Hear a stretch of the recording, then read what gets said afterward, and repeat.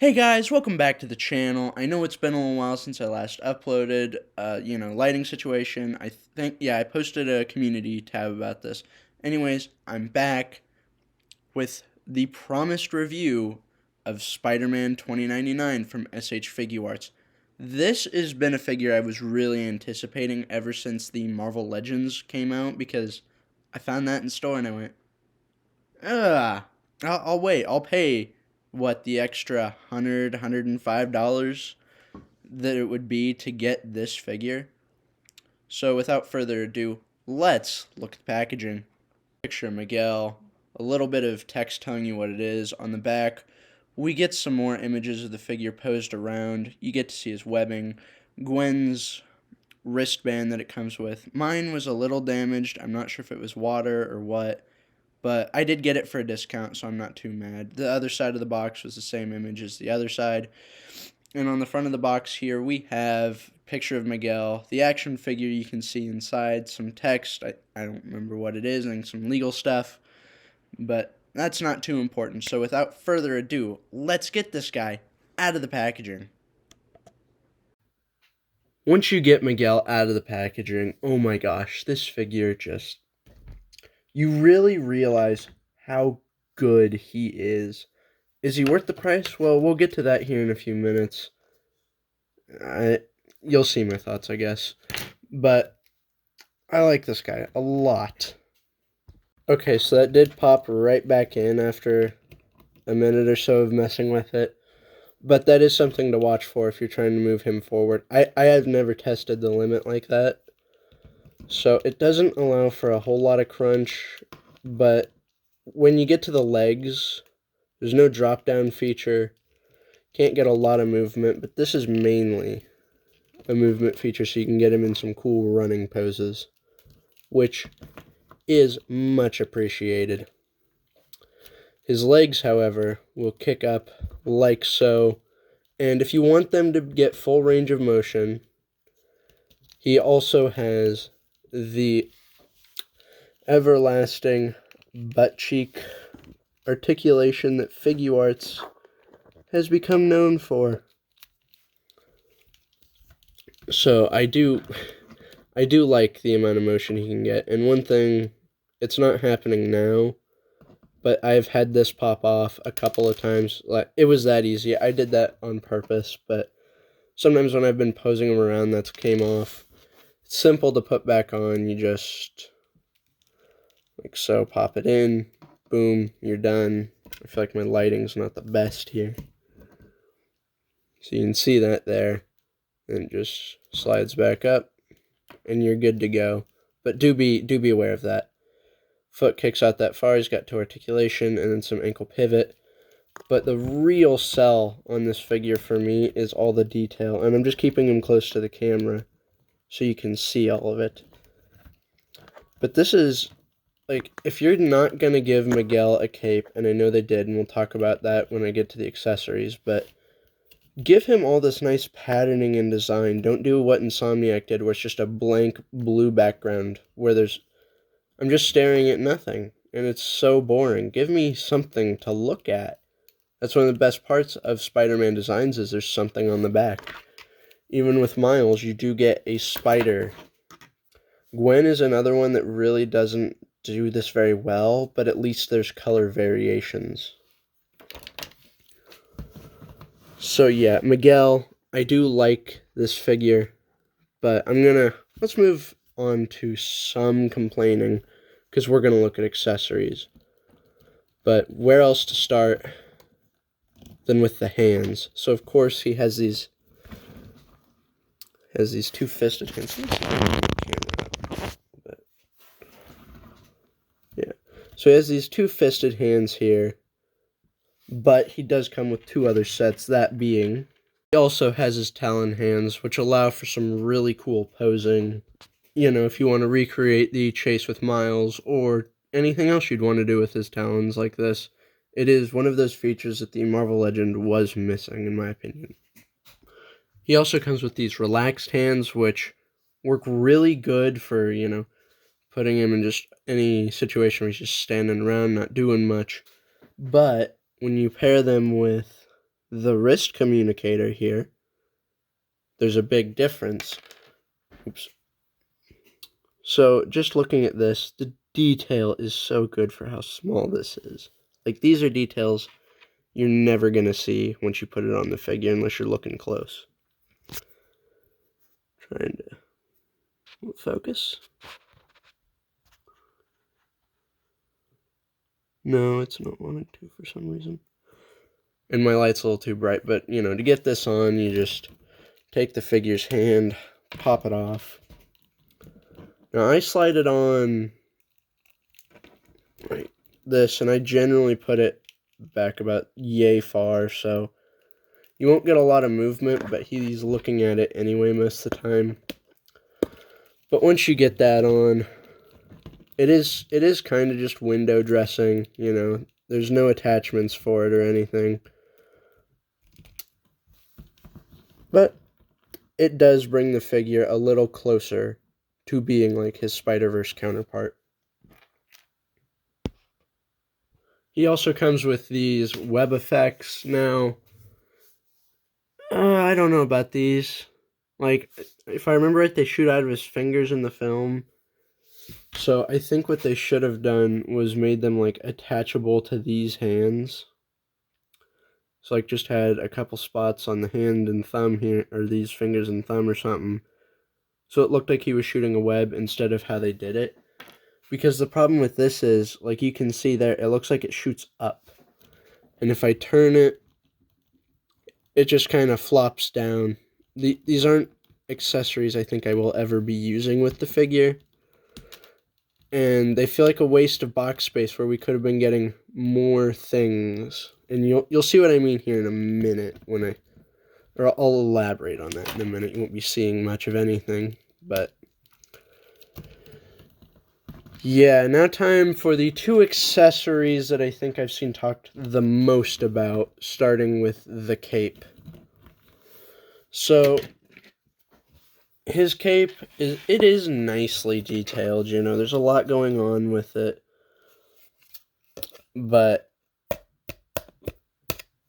it is rock hard plastic. There is no flexibility in here whatsoever. I don't really like it, but to get it on him, where is it? Right here. Just take your little remover thing, slide it up into a little hole there. Bada bing, bada boom. And now he has his cape. And my other issue with it is, if he's not in motion with it on, it looks funny. Because it just sits so far behind him. He's not Spider-Man Noir. The wind doesn't follow him everywhere. Which, you guys, let me know if you want me to review that Sentinel Spider-Man. I've been on the fence about it, but if you guys want to see a review for it, I'm more than happy to do it. Yeah, not to mention the cape doesn't really hold up. It flops right back down because of its hard plastic. I would have been fine if they just printed a little design onto a cloth cape so that I could get actual dynamic posing. Because as it is, I never want to use this thing. Like, it's going to sit in the box and just collect dust. So let's get this right back on him and move on to the accessory everyone's been talking about since this figure was announced. And that is Gwen's wrist communicator. Yeah, I forgot to talk about this. But you know, it's fun.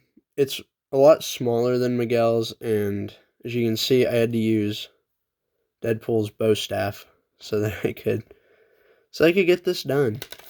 And just like with Miguel, all you gotta do to apply it is pop off a hand, slide it right over her wrist there, and then put the hand right back on if you can. Like so, there we go. And then you can kind of adjust it from there and get it how you want. But yeah, fun accessory. I'm happy they did give it to us. Yeah, it's just fun, you know. Alright, but for real, the accessory everyone's been talking about since this figure got announced is Miguel's alternate head, and for good reason. Number one, the face sucks. I don't know what they were thinking when they did this. Is he supposed to be mid-speech or something? Like, it's not wanting to focus. Hold on, let me shrink him down to our level a little bit. Look at that.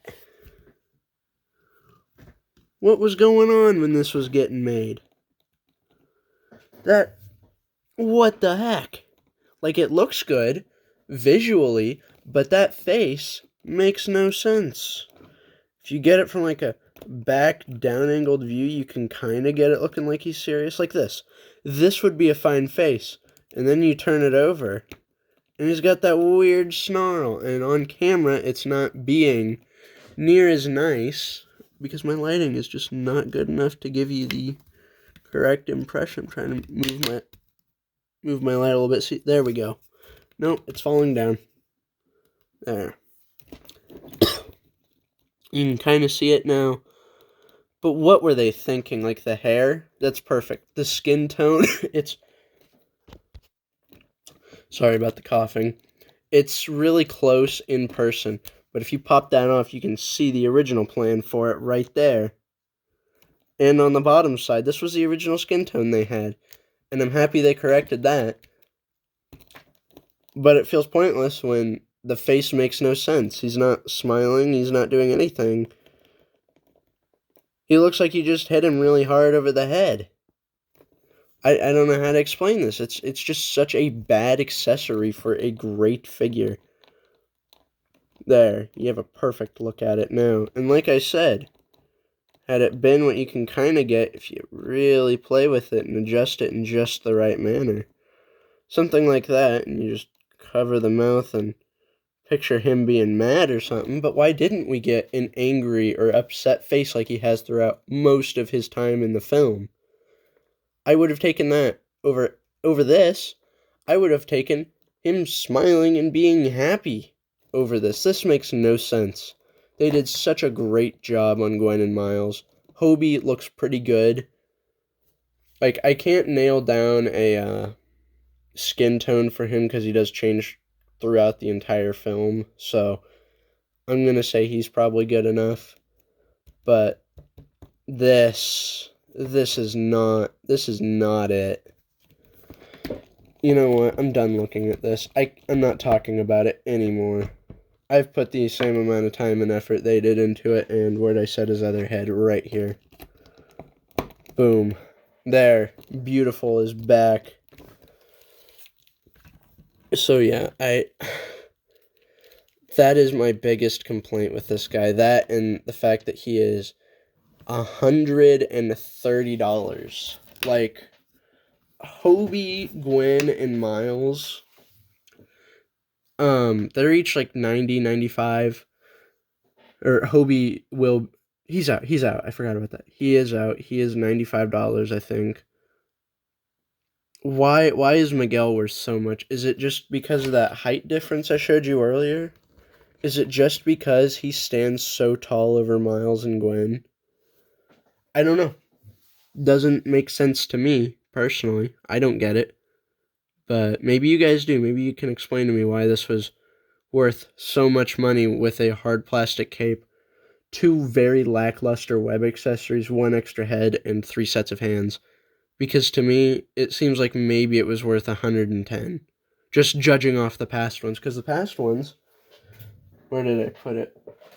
Let me just pull up Gwen's box here. In the past, we got all of this for $90. Now, $90 is nothing to scoff at. Don't get me wrong. My point is, you get a lot more here than you do with Miguel. So, I want to know what that's about. And because of all that pricing, I want to start something new. I want to start trying to rate these figures on a scale from 1 to 10. And for me, this guy gets a solid 7.5. He would have legitimately gotten a 10 had he just been cheaper and, had cloth cape and a good head. Now that I'm thinking about it, it's a 7. It's just a 7. And yet he still would have made one of my favorite figures from last year, which you should go check that video out, as well as checking out the top 10 worst Marvel Legends from last year. But with all that said, thank you all for watching. I hope you enjoyed. I hope if you came to this to help you inform a decision on buying it, I hope I helped you somehow, but I don't. This figure is such a mixed bag for me. I love it. I hate it.